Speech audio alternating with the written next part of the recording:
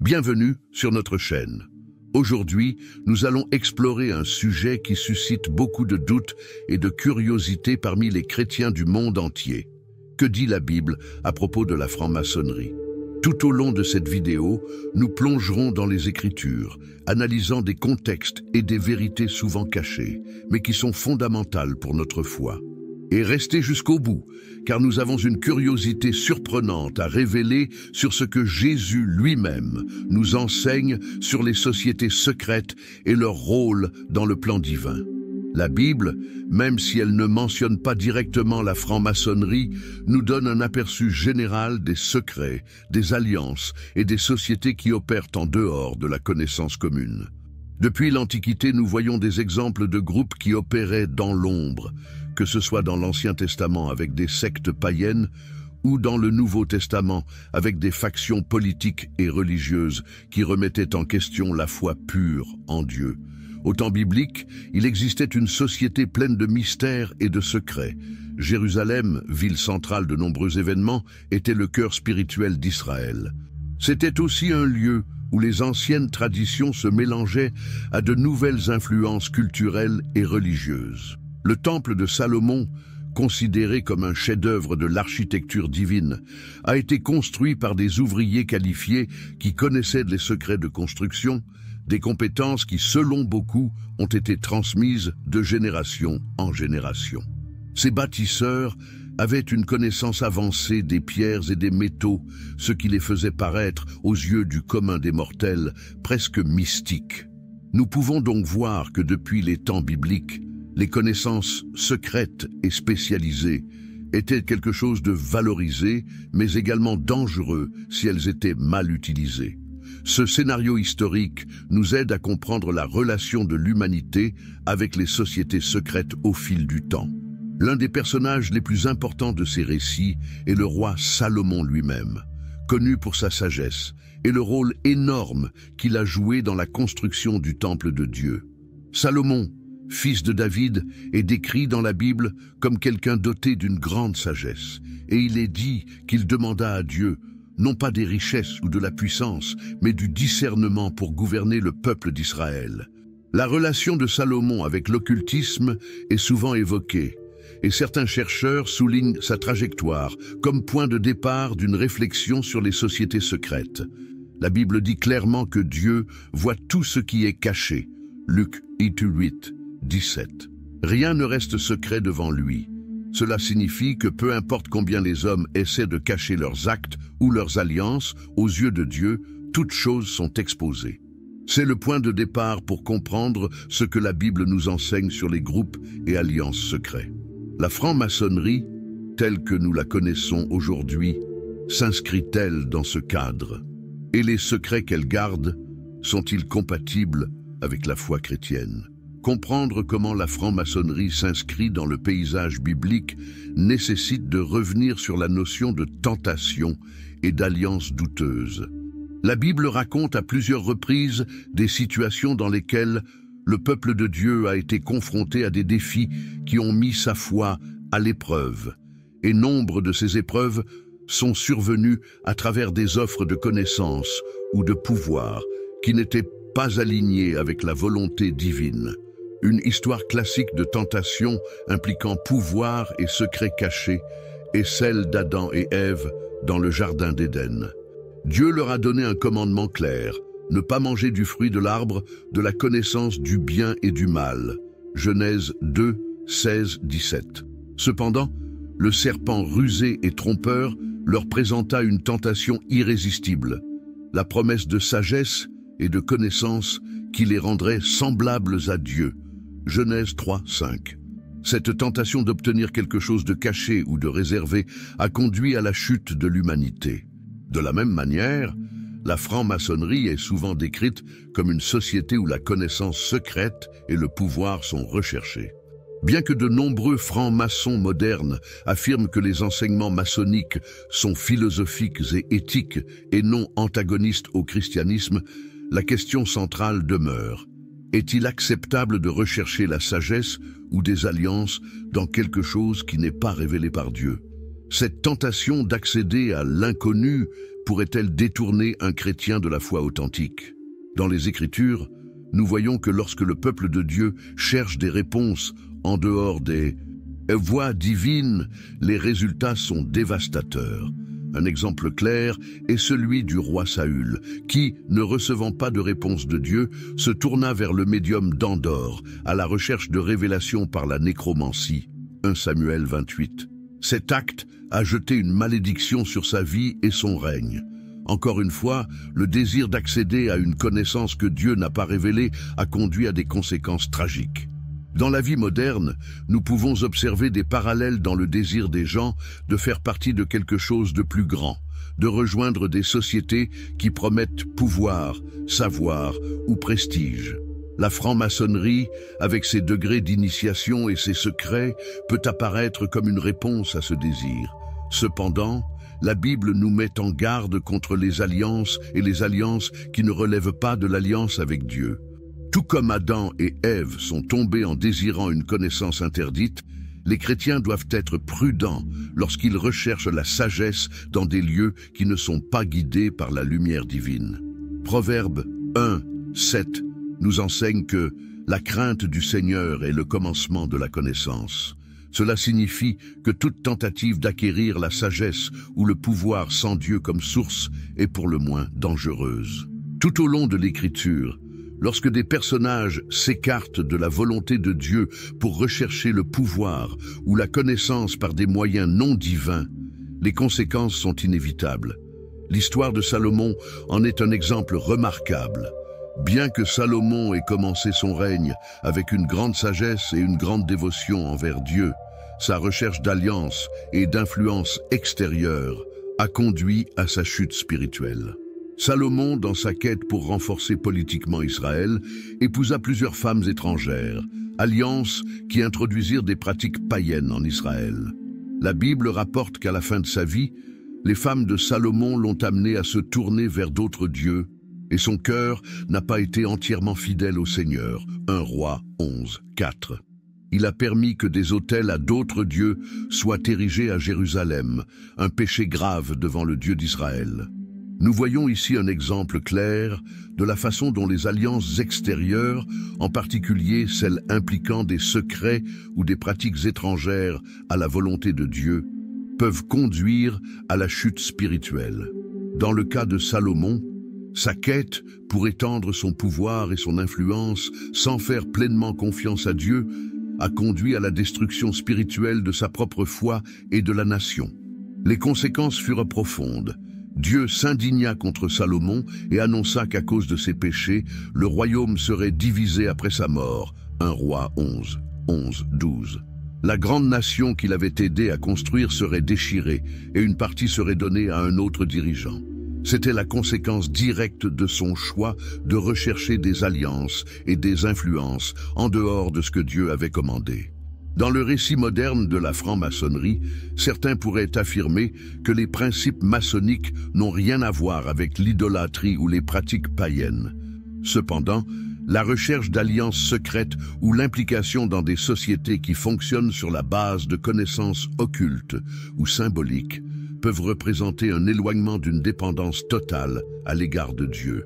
En entrant dans de tels cercles, il est possible pour un chrétien de s'exposer à des influences qui, bien qu'inoffensives au départ, peuvent lentement miner sa dévotion exclusive au Seigneur.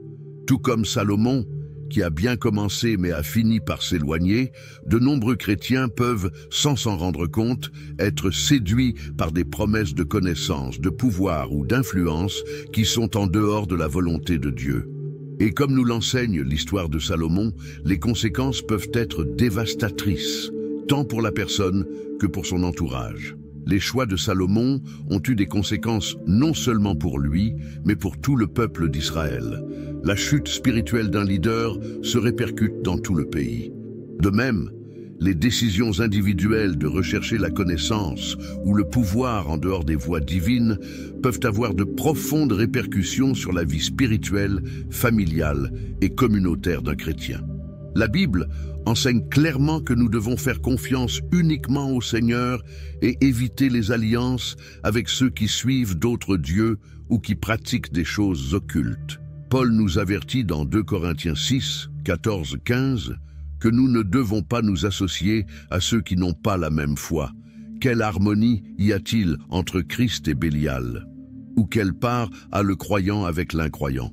Après les conséquences dévastatrices de ses choix, le personnage, comme on l'a vu dans la vie de Salomon, est confronté à la vérité de ses actes. Dans l'Écriture, cette confrontation passe souvent par un prophète envoyé par Dieu, un messager qui met en lumière la vérité et confronte la personne à ses erreurs.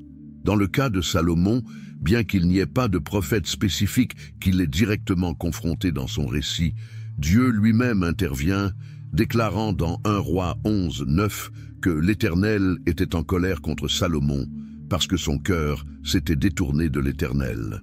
Ce type de confrontation est un tournant pour tout personnage biblique et pour nous tous dans notre marche spirituelle. C'est le moment où une personne se retrouve face à la vérité de ses actes et des conséquences qui en découlent. Pour en revenir au scénario moderne, de nombreux chrétiens qui s'impliquent dans des sociétés secrètes ou dans toute forme de connaissances occultes ne réalisent peut-être pas immédiatement à quel point cela les éloigne de Dieu. Mais finalement, Dieu met en lumière ce qui se trouvait dans l'ombre. Dans Luc 12, 2-3, Jésus dit « Il n'y a rien de caché qui ne soit révélé, ni de caché qui ne soit connu ». Ce verset nous rappelle que tôt ou tard, la vérité éclatera. Dans le cas de David, qui a péché en s'impliquant avec Bethsabée et en orchestrant la mort d'Uri, c'est le prophète Nathan qui l'a directement confronté. Nathan a utilisé une parabole pour faire comprendre à David la gravité de son péché, et après avoir entendu l'histoire, David a été indigné par l'injustice commise, jusqu'à ce que Nathan lui dise « Cet homme, c'est toi ». 2 Samuel 12, 7. Ce moment de confrontation était essentiel pour que David reconnaisse ses erreurs et se repente véritablement. De même, beaucoup de ceux qui s'engagent dans des pratiques ou des alliances qui ne sont pas alignées sur Dieu doivent être confrontés à la vérité. Que ce soit à travers la parole de Dieu, le message d'un pasteur, d'un mentor spirituel ou même les circonstances de la vie, il y a toujours un moment où la vérité sur les chemins choisis devient impossible à ignorer. Le repentir de David est l'un des passages les plus puissants de la Bible. Dans le psaume 51, il épanche son cœur devant Dieu, demandant pardon pour ses péchés. « Crée en moi un cœur pur, ô Dieu, et renouvelle en moi un esprit ferme. » Psaume 51, 10. C'est le cri de quelqu'un qui reconnaît la profondeur de son erreur et cherche non seulement le pardon, mais aussi une restauration complète.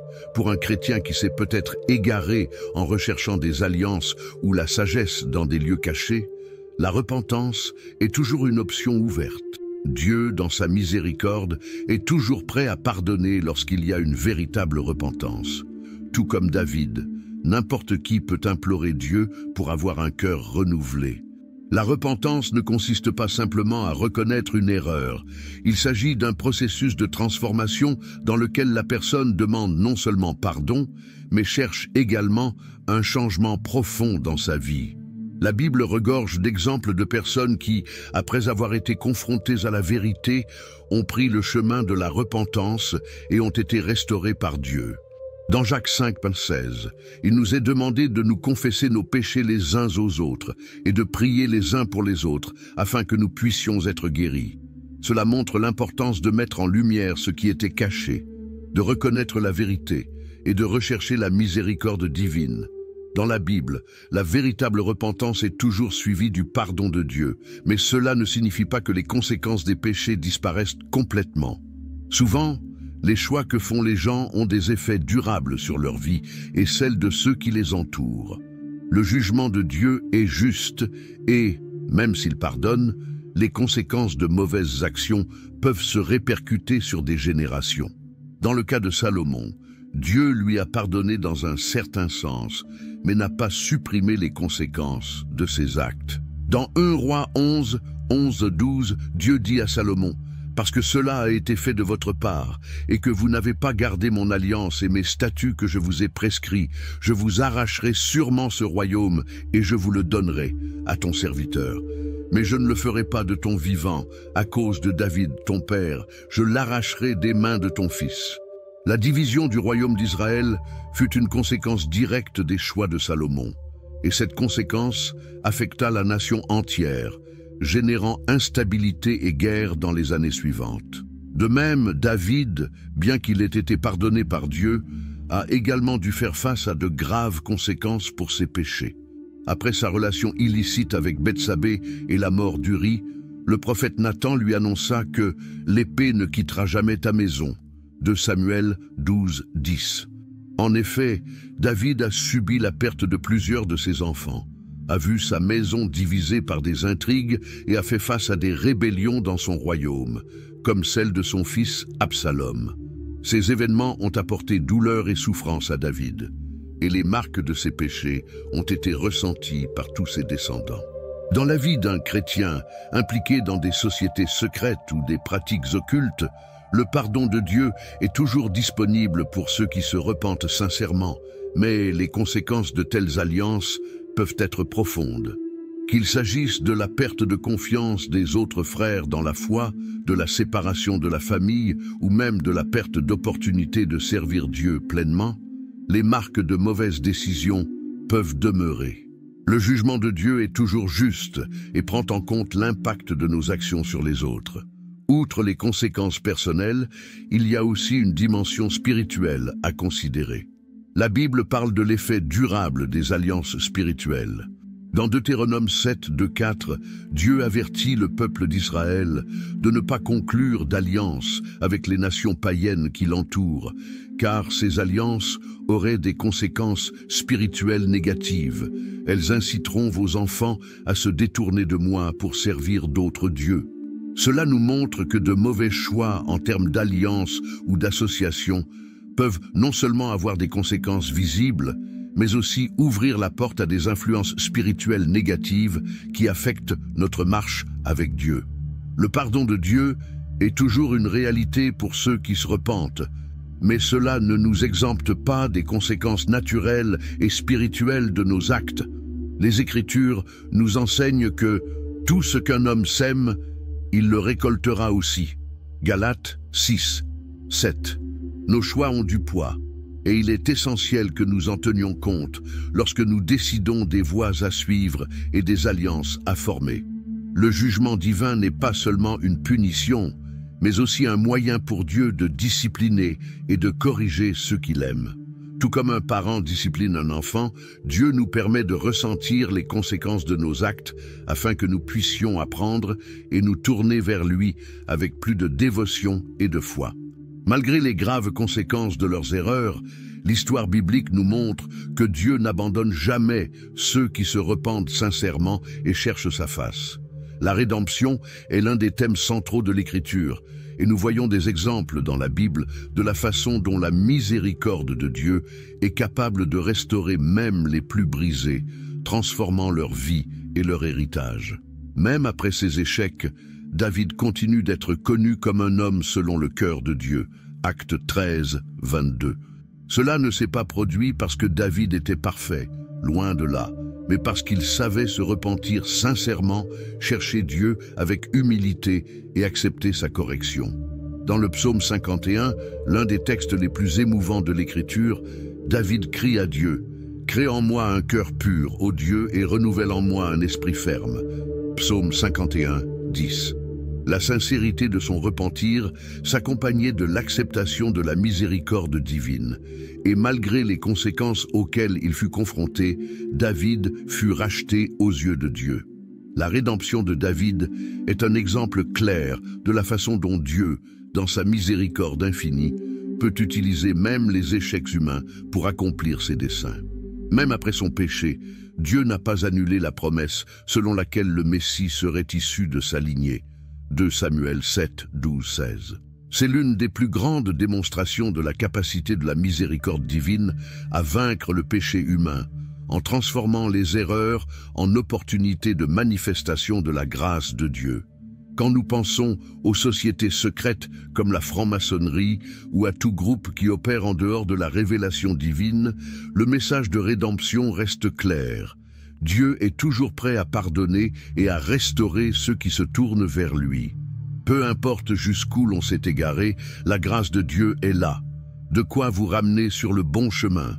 Jésus raconte la parabole du Fils prodigue, Luc 15, 11, 32, comme une illustration puissante de cet amour rédempteur.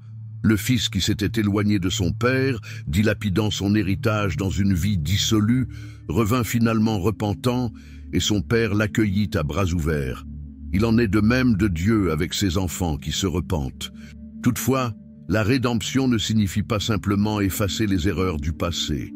Dieu utilise nos échecs rachetés pour nous enseigner, renforcer notre foi et nous façonner à son image.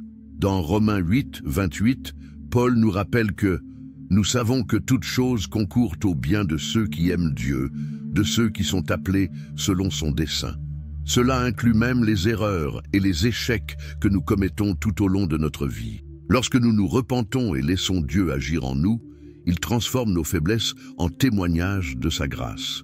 Dans la vie d'un chrétien qui a pu être impliqué dans des pratiques ou des sociétés qui ne reflètent pas la lumière de Dieu, la rédemption est une promesse constante. Il n'y a aucune erreur que la grâce de Dieu ne puisse couvrir, et il n'y a aucune distance d'où il ne puisse nous ramener. La miséricorde divine non seulement pardonne, mais restaure et réoriente également nos vies pour accomplir le dessein de Dieu. L'histoire de la rédemption est l'essence de l'Évangile. Dieu, dans sa miséricorde, non seulement nous pardonne, mais nous rétablit également dans la communion avec lui-même. Par Jésus-Christ, nous sommes devenus de nouvelles créatures et nos échecs passés ne nous définissent plus. Si quelqu'un est en Christ, il est une nouvelle création. Les choses anciennes sont passées, voici, des choses nouvelles sont arrivées. 2 Corinthiens 5, 17. Tout comme David a été restauré et a joué un rôle central dans le plan de Dieu, même après ses erreurs, chaque chrétien a la possibilité de faire l'expérience de cette même rédemption. La grâce de Dieu est plus grande que tout échec humain, et sa miséricorde est ce qui nous permet de continuer notre chemin de foi. L'histoire des grands personnages bibliques nous enseigne que l'héritage d'une personne se forme non seulement par ses réalisations, mais aussi par la manière dont elle répond aux défis, aux tentations et aux échecs. Dans la vie de David, de Salomon et de tant d'autres, nous voyons que malgré les erreurs et les chutes, l'héritage d'un homme ou d'une femme de Dieu est défini par sa capacité à se repentir, à chercher Dieu et à être restauré par sa miséricorde.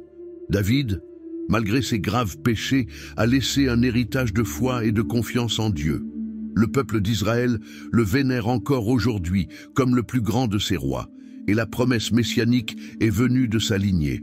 La Bible nous enseigne que Dieu ne se concentre pas seulement sur nos erreurs, mais aussi sur le but qu'il a pour nous. Même si nous avons échoué, lorsque nous nous tournons vers Dieu avec une véritable repentance, il peut transformer nos vies de manière puissante, faisant de notre héritage non pas un échec, mais un héritage de rédemption.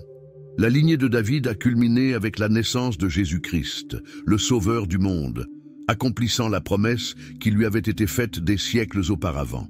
Cela nous montre que, quelle que soit l'ampleur du péché, le plan de Dieu prévaut toujours. Il s'agit d'une profonde leçon spirituelle. L'amour de Dieu n'est pas conditionné à notre perfection, mais à notre volonté de nous tourner vers lui et de nous laisser façonner par sa volonté. La même chose arrive avec Salomon. Bien qu'il se soit égaré vers la fin de sa vie, son héritage de sagesse demeure aujourd'hui. Les livres des Proverbes et de l'Ecclésiaste qui lui sont attribués sont encore aujourd'hui des sources d'enseignement spirituel pour des millions de personnes. Salomon nous enseigne que la vraie sagesse ne réside pas seulement dans la connaissance, mais dans la crainte du Seigneur. Proverbe 1, 7. Cette leçon spirituelle demeure encore aujourd'hui. La vraie sagesse et la véritable compréhension proviennent d'une relation intime et respectueuse avec Dieu. Dans la vie de tout chrétien, l'héritage que nous laissons ne concerne pas seulement ce que nous faisons, mais aussi ce que nous devenons grâce à notre marche avec Dieu. Lorsque nous comprenons que la repentance la rédemption et la restauration font partie du voyage, notre attention passe des échecs au plus grand objectif que Dieu a pour nos vies. Pour ceux qui, par hasard, s'impliquent dans des pratiques ou des alliances qui ne reflètent pas la vérité divine, la plus grande leçon spirituelle est qu'il y a toujours un moyen de revenir en arrière. L'héritage d'un chrétien ne repose pas sur la perfection, mais sur la fidélité à chercher continuellement Dieu, même après des erreurs. Jésus-Christ est le plus grand exemple de la manière dont le plan de Dieu est révélé par la repentance et la rédemption. La croix est le symbole définitif que Dieu transforme ce qui semblait être une défaite en victoire.